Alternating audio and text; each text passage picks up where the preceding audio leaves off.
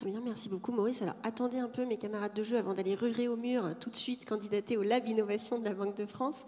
Mais du coup, naturellement, je me tourne vers vous parce que les fonctions de contrôle et le régulateur nous expliquent très bien qu'aujourd'hui, il n'y a pas de débat. Non seulement il faut y aller, mais on y est déjà un peu. Sauf que ça ne se décrète pas d'innover. Donc concrètement, comment on fait? Quelles sont les solutions aujourd'hui qui peuvent être? Et on va commencer avec François. Pardon, merci. Alors, les fonctions de contrôle ont déjà commencé à innover. SIAM en est la parfaite illustration. Toutes les fonctions de contrôle n'ont pas finalement commencé à innover. On est plutôt parti sur la conformité, sur les risques, sur la lutte contre les fraudes. Peut-être que les fonctions de contrôle interne sont peut-être un petit peu en retard là-dessus. Peut-être. En tout cas, c'est mon impression. Et c'est fort dommage parce que, justement, nos solutions, les solutions d'une façon générale dont on parle aujourd'hui, sont finalement extrêmement bavardes. Elles fournissent des logs, des audit trails en anglais, donc des pistes d'audit qui sont parfaitement exploitables et qui pourraient permettre justement d'alléger la pression du contrôle. Je pense que ça, c'est justement une piste aujourd'hui qui est de plus en plus examinée par nos clients. Il y a une autre piste qui est examinée par nos clients, puisqu'ils ont fait énormément d'expérimentations.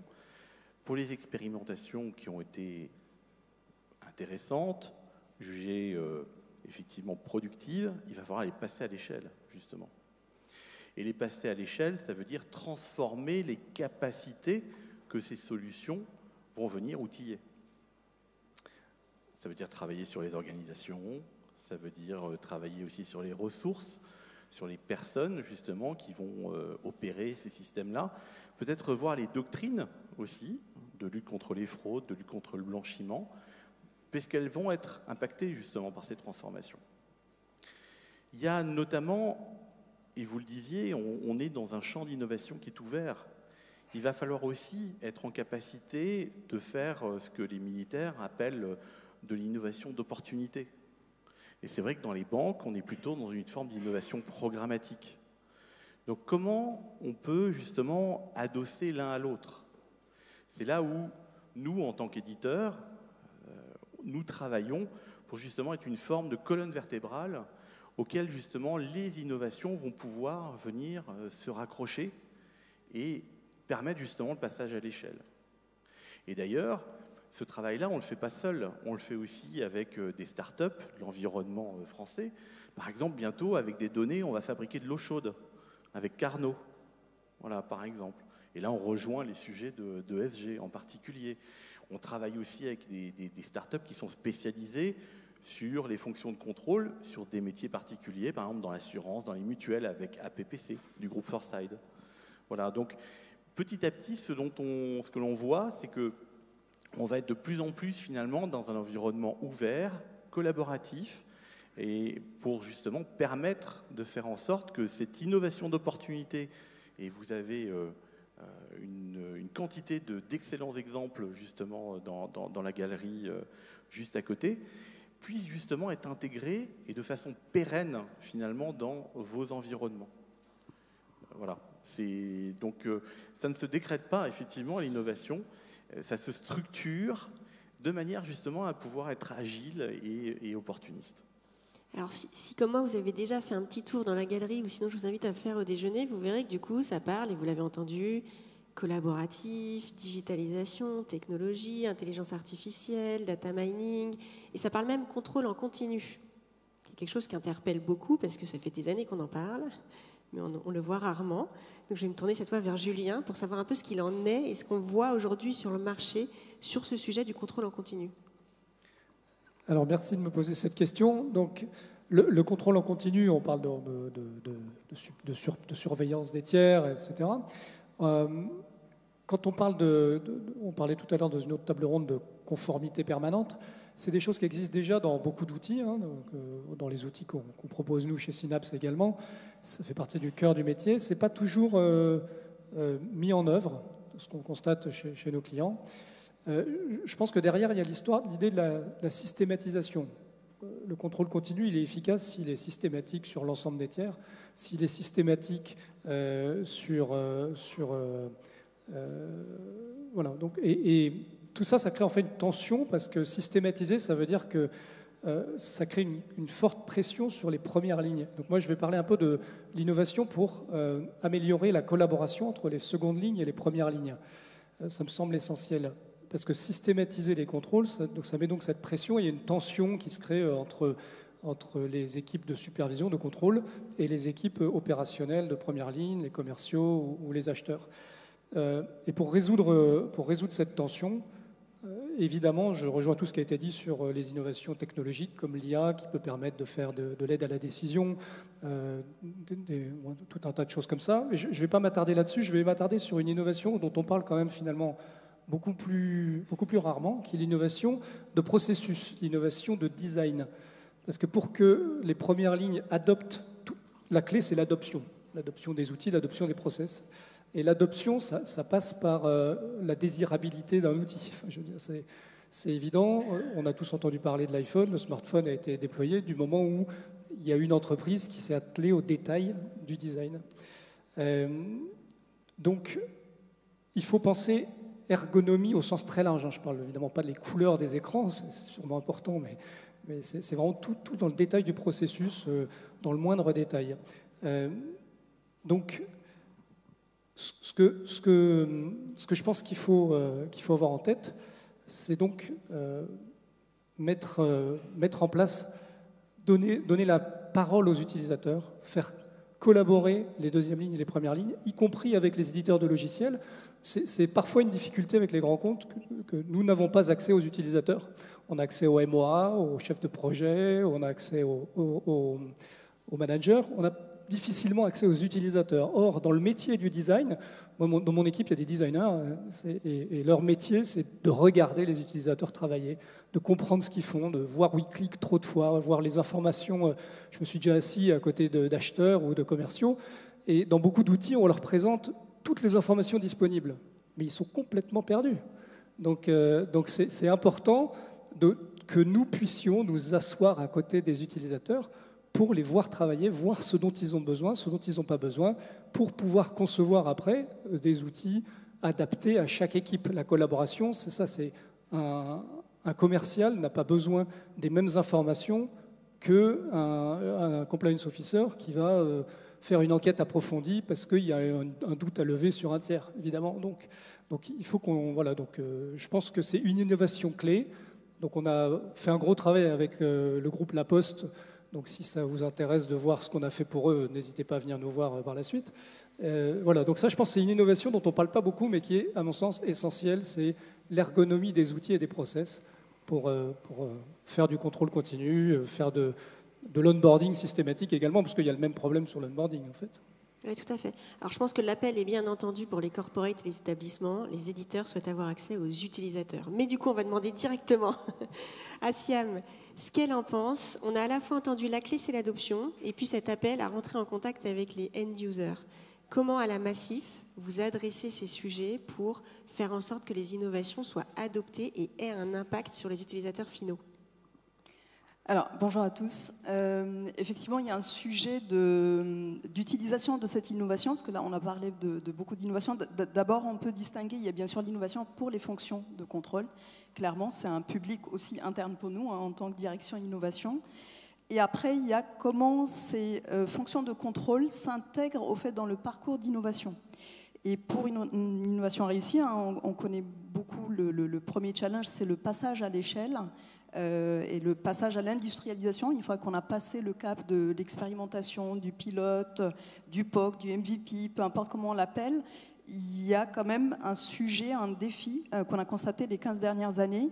Et avec une prise de recul, on s'est rendu compte qu'il y avait deux raisons en fait, à cet échec de passage à l'échelle. Le premier, clairement, c'est un petit peu ce que Julien vient de décrire, c'est-à-dire la finalité, de pourquoi on innove, et ça nécessite quand même qu'il y ait une approche d'écoute, d'observation, de vraiment répondre et d'être en prise directe avec le client final et d'être à l'écoute et d'être dans une démarche un peu de design thinking. Et la deuxième raison qui vient tout de suite derrière, c'est les parties prenantes qu'on a associées ou pas dans notre parcours interne. On a beau parler d'intelligence collective, on parlait d'intelligence collective tout à l'heure, on a beau parler d'associer, de co-construire, etc., mais il faut être très très vigilant sur le choix des parties prenantes qu'on va associer. Julien parlait des équipes qu'on a en France. C'est vrai qu'en matière d'innovation, on va identifier un certain nombre de personnes, on parle de task force, on essaie d'élargir au maximum, mais on se rend compte que quelquefois, on peut passer à côté des vrais utilisateurs finaux, cette fois-ci internes, qui peuvent être aussi des fonctions de contrôle, mais n'importe quelle autre fonction qu'on ne va pas forcément associer. Et là, il y a un rejet au fait de ces innovations. Donc là, il y a un sujet de change qui apparaît. Et la deuxième cause d'organisation interne qui peut conduire à cet échec, c'est le fait qu'on n'ait pas anticipé au fait les sujets de conformité, des sujets réglementaires, les sujets au fait qui en général on ne veut pas voir. Hein. Parce que quand on parle d'innovation, et la table ronde juste après en parlait très justement, que l'innovation c'est la prise de risque. Donc comment gérer ce risque et le gérer au mieux pour créer de la valeur. Et j'aimais bien ce que l'intervenant disait, il n'y a pas de création de valeur sans prise de risque. Donc ça, effectivement, il faut vraiment l'avoir en tête et c'est une réalité. Et du coup, le fait de ne pas être dans l'anticipation, aujourd'hui, c'est quelque chose qu'on a appris vraiment des échecs. Parce que l'innovation, c'est aussi apprendre des échecs. On se rend compte que certains passages à l'échelle ont été un échec à cause de ce manque d'anticipation. Donc la solution, elle peut être très très bien, très innovante, très pertinente. Mais si au bout du bout, on a fait l'expérimentation, on a fait le POC, etc., on n'a pas pris en compte les contraintes, bien sûr il y a des contraintes réglementaires, il y a des contraintes de conformité, de sécurité, d'acceptabilité, aussi de désirabilité par rapport aux utilisateurs finaux. Donc si on n'a pas pris en compte tous ces contraintes qui peuvent être vues comme un frein, forcément, à un moment donné, ça s'arrête au fait. Quand ça passe à la main de ceux qui doivent les industrialiser, ça s'arrête. Au sein de la Massif, on a un parcours Open Innovation. C'est un parcours qui est dédié à des projets d'innovation, justement quand il y a des collaborations avec des solutions comme celle de François et Julien, qui permet au fait d'accompagner cette innovation-là. Et au sein de ce parcours, on a un comité Open Innovation qui est formé de fonctions notamment de contrôle. Donc on va avoir le DPO, le RSSI, le juridique, la conformité, les risques. Donc toutes les fonctions qui en général on veut éviter en matière d'innovation. Enfin pas nous, hein, innovation, mais en général les métiers, parce qu'ils arrivent tout de suite avec ça on ne peut pas faire, ça c'est RGPD, ça c'est DORA, ça. Donc il y a toutes ces contraintes-là au fait qui peuvent être levées. Le fait de les intégrer dans le parcours dès le départ, dès le départ et tout au long. C'est-à-dire un projet d'innovation, de collaboration avec une start-up démarre par un pitch, une présentation de la problématique, de la solution, etc. Et tout de suite, autour de la table, on a toutes les parties prenantes au fait qui peuvent effectivement dire attention, là il y a un point de vigilance, et dans un mindset et dans une culture de co-construction. Ils ne sont pas là pour freiner, en fait. Ils ont adapté, ils ont apporté de la souplesse dans leur process. On a aussi d'autres fonctions comme les achats, la DSI, architecture, etc. Donc, cette approche de dire on est là comme partenaire d'innovation et pas un frein, c'est du gagnant-gagnant. C'est du gagnant pour nous parce qu'on augmente nos chances d'industrialisation. Et c'est du gagnant aussi pour eux parce qu'on les repositionne autrement au fait. En tant que fonction vue comme étant une fonction répressive ou qui freine l'innovation, ça devient vraiment des accélérateurs. Et donc les passages dans ce parcours et par le biais de ce comité permet d'accélérer au fait, tout encore une fois en anticipant en fait les problématiques de sécurité et autres qu'on peut avoir. Très, très éclairant. François, en tant qu'éditeur, on en pense quoi de ce genre de dispositif ? On adore, évidemment. On adore, puisque là, il y a véritablement une approche holistique et qui va permettre justement d'anticiper les impacts justement de la technologie sur la transformation, sur l'expérience utilisateur et donc sécuriser l'adoption. Voilà, c'est vrai que nous, c'est notre appréhension et c'est vrai que tout à l'heure, tu évoquais le fait d'avoir accès justement aux utilisateurs finaux. C'est vrai que nous aussi, on adore avoir accès aux utilisateurs finaux, mais pas que. Voilà, effectivement. Et d'autant plus que L'innovation, alors quand on parle évidemment de conformité, on est sur des environnements qui sont très mouvants, qui s'adaptent aussi à l'actualité. On l'a vu notamment avec le conflit ukraino-russe.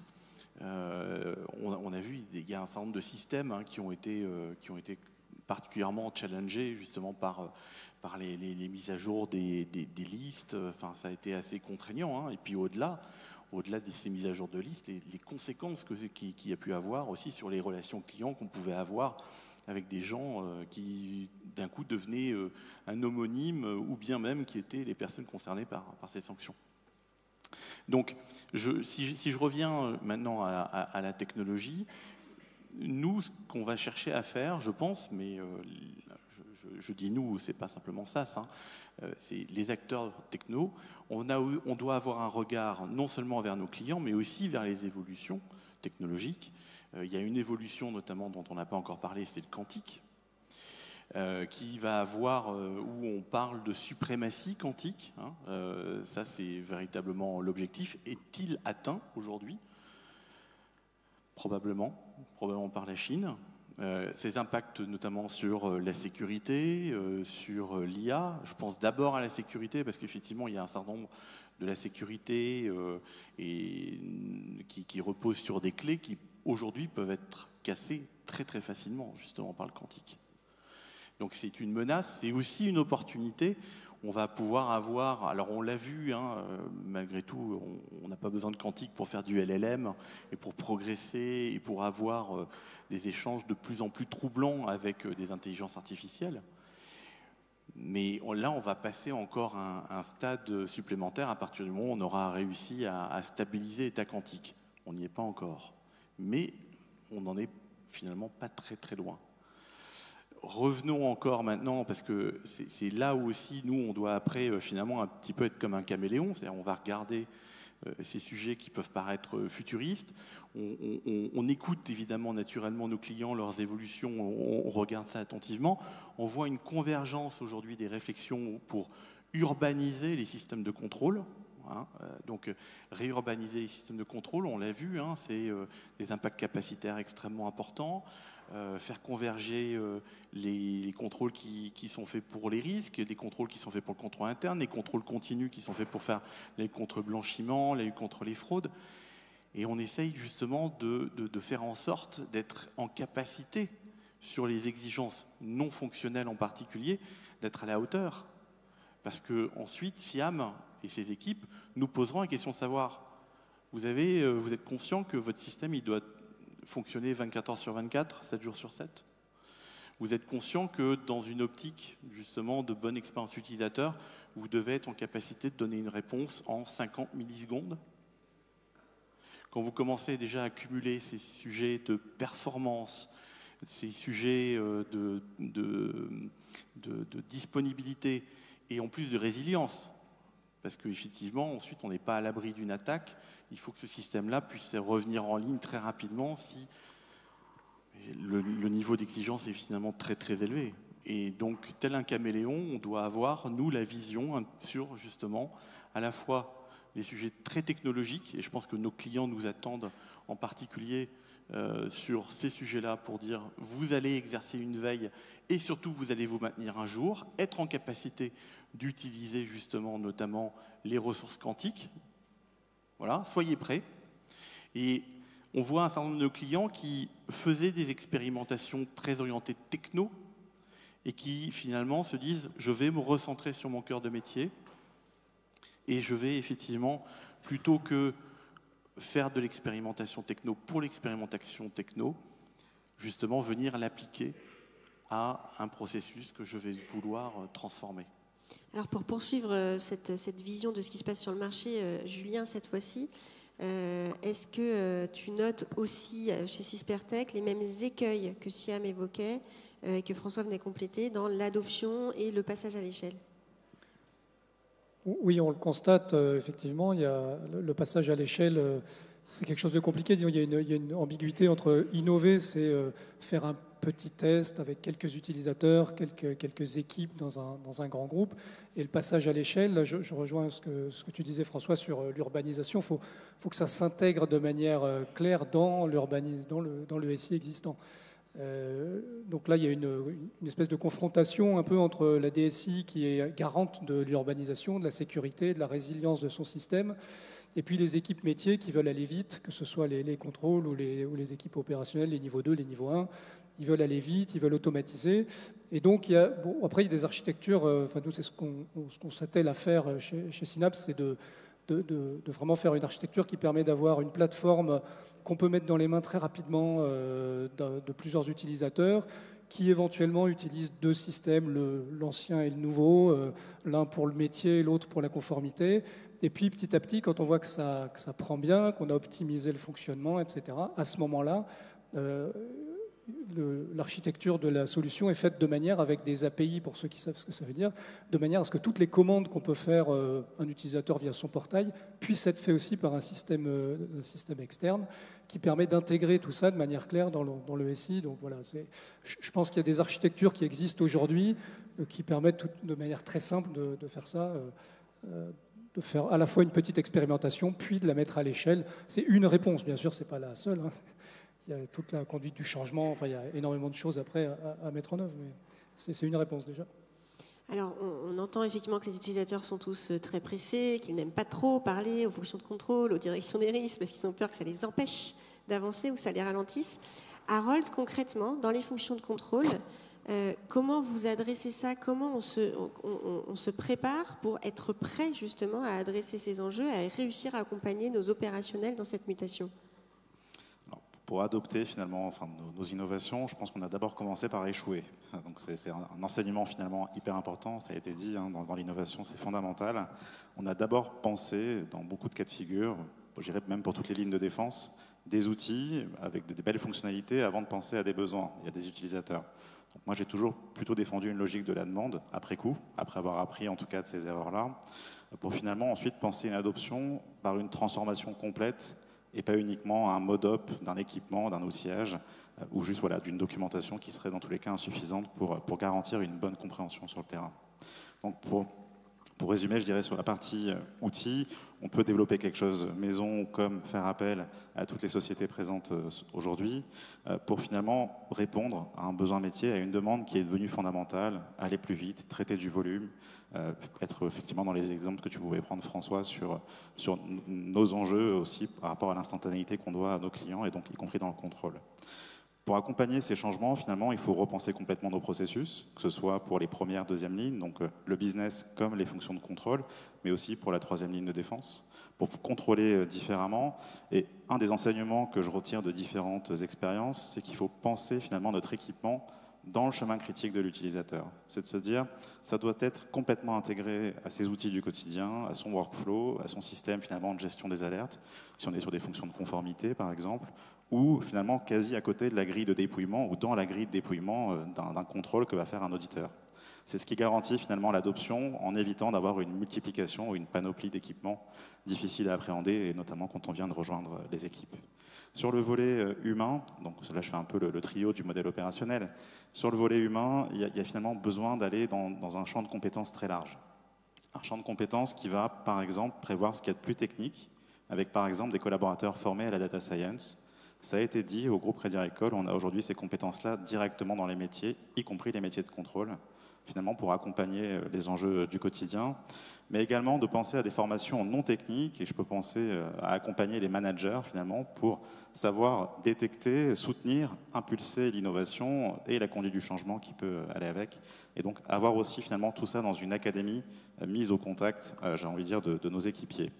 C'est complété par des recrutements, des évaluations de compétences naturellement, mais c'est complété surtout par quelque chose d'assez fondamental. Là, je vois une partie de nos équipes innovation dans la salle, c'est la capacité qu'on a à avoir des retours d'expérience. La capacité qu'on a à se parler finalement, ça a été dit sur les comités d'Open Innovation, finalement comment on est en capacité de dire ce qu'on a fait, pour répondre à quoi, et du coup pour rester dans cette logique de la demande de chacune des directions. Et donc là-dessus, on a par exemple une plateforme de partage innovation qui a été mise en place par nos équipes innovation aujourd'hui, où on est fiers, un peu comme dans une logique club, dans chacun des départements aussi, de montrer ce qu'on a fait pour répondre à quel besoin, je dirais, dans l'ensemble des entités du groupe Crédit Agricole. Donc c'est une des forces aussi, je dirais, pour réussir et adopter l'innovation, c'est de partager.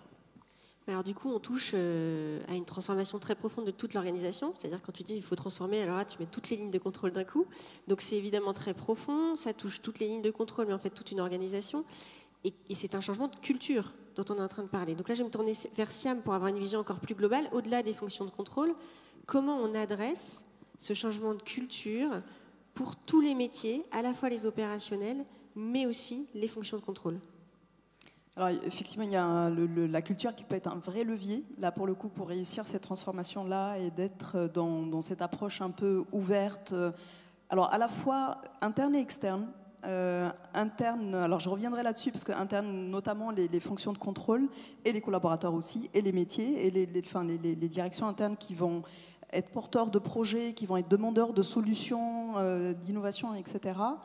L'externe, ça peut être aussi les startups elles-mêmes, parce que souvent, quand on travaille aussi avec, en fonction de leur maturité, alors on n'est pas dans des systèmes de résilience, etc., tels que vous l'avez décrit, Julien, mais c'est vrai que quelquefois, on peut être aussi en prise avec des startups qui démarrent, qui quelquefois peuvent négliger ce côté, justement, conformité, RGPD, etc.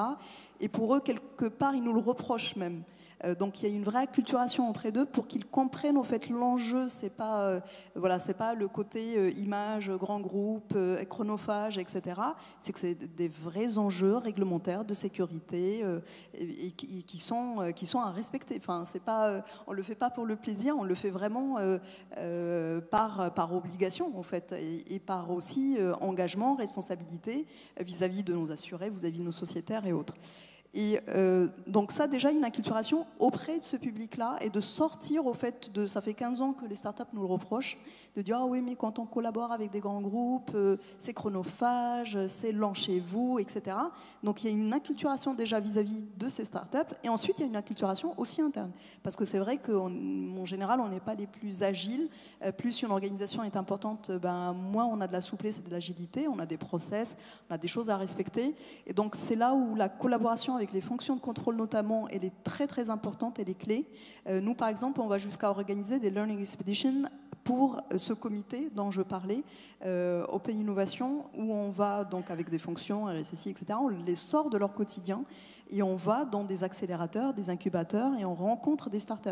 Et il y a un dialogue au fait qui se nourrit mutuellement, où eux ils expliquent c'est quoi les contraintes et pourquoi ils sont dans l'obligation en fait de poser ces contraintes.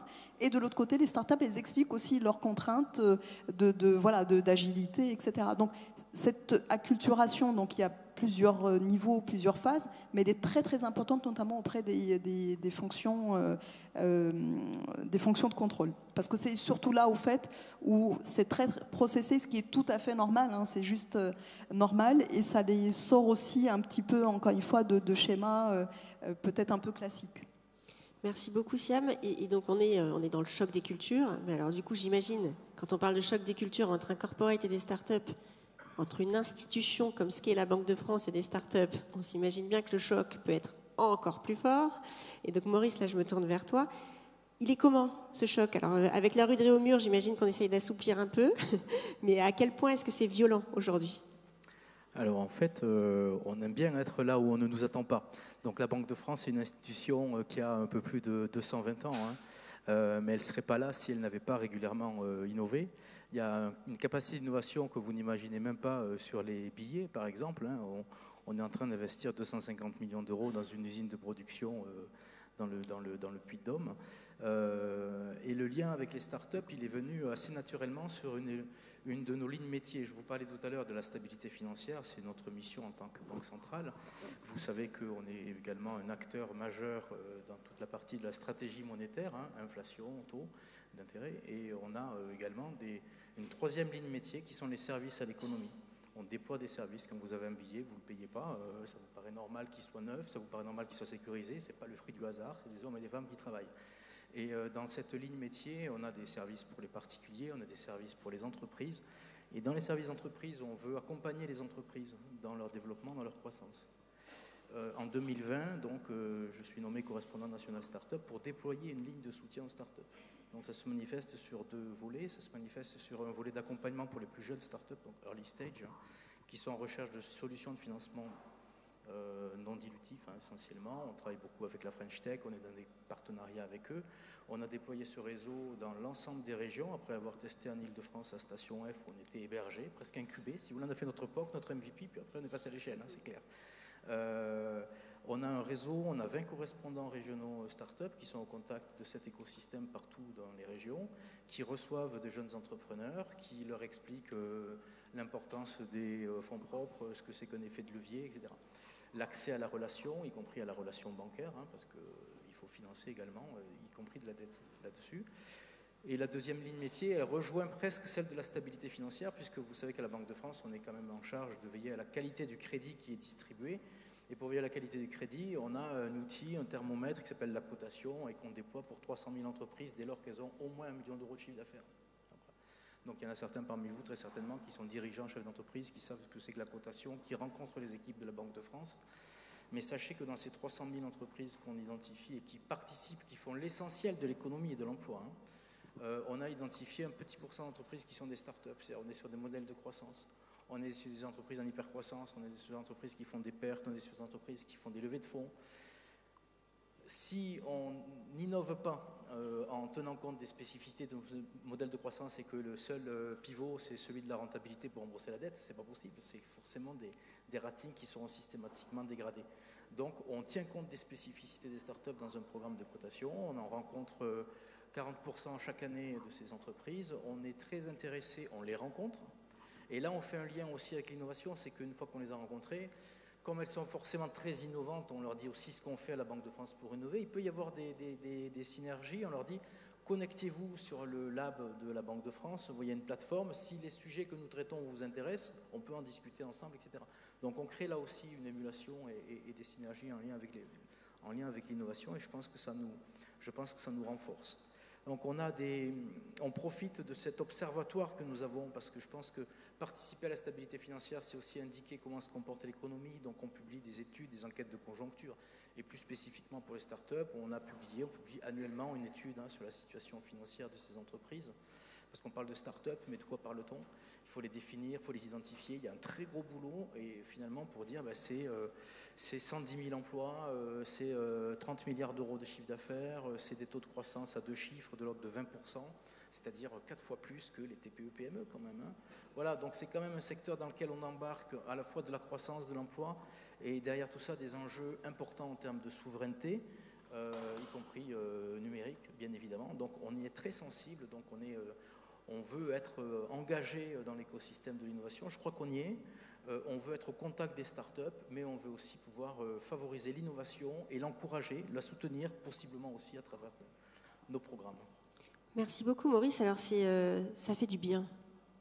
Ça fait du bien d'entendre cette réconciliation et cet alignement, en tout cas de conviction et d'action entre régulateurs, fonctions de contrôle, direction de l'innovation et éditeurs de solutions. Et cette note de conclusion, en fait, elle est très encourageante, elle est très optimiste pour se dire que le cadre de maîtrise, de contrôle et de réglementation dont nous avons la chance de bénéficier en France et plus globalement probablement en Europe ouvre sûrement la voie à des innovations technologiques d'excellence. On le disait, aujourd'hui, malheureusement, le domaine du quantique, il est maîtrisé par d'autres plaques géographiques sur lesquelles on peut avoir quelques doutes sur la garantie de la sécurité et sur ce que ça implique pour notre souveraineté numérique et digitale. Et je crois que dans cette table ronde, on l'aura entendu, on a ici des énergies folles, des énergies incroyables et des convictions très fortes qui sont assumées par des très beaux établissements, des éditeurs et les régulateurs, sur le fait qu'au contraire, ce cadre avec ces RGPD, c'est d'autres réglementations, c'est aujourd'hui l'IA-Act, nous offre un cadre incroyable pour innover de façon juste, de façon sécurisée, en protégeant aussi la sécurité sociale, la sécurité économique et la souveraineté dont on a cruellement besoin. Et donc je pense que c'est ce qu'il faut retenir de cette table ronde et merci beaucoup à chacun pour vos éclairages à la fois très concrets qui ont apporté des partages, des retours d'expérience, des propositions d'action, des dispositifs qui existent dans certaines organisations. Et vraiment, je vous invite à faire le tour de la galerie pour aller justement prendre conscience de toutes ces solutions qui émergent aujourd'hui et qui sont élevées, nourries dans ce cadre formidable qui nous offre l'occasion de l'excellence à la française, mais aussi à l'européenne, pour ensuite rayonner. Alors moi, étant dans un cabinet Forvis Mazars d'origine française, mais aujourd'hui dans 100 pays, évidemment, ça me parle beaucoup. Mais vraiment, je vous encourage à sentir cette énergie qui est bien passée sur ce panel. Et n'hésitez pas, évidemment, à les solliciter à l'issue de la table ronde si vous souhaitez en savoir plus. Merci beaucoup. Merci.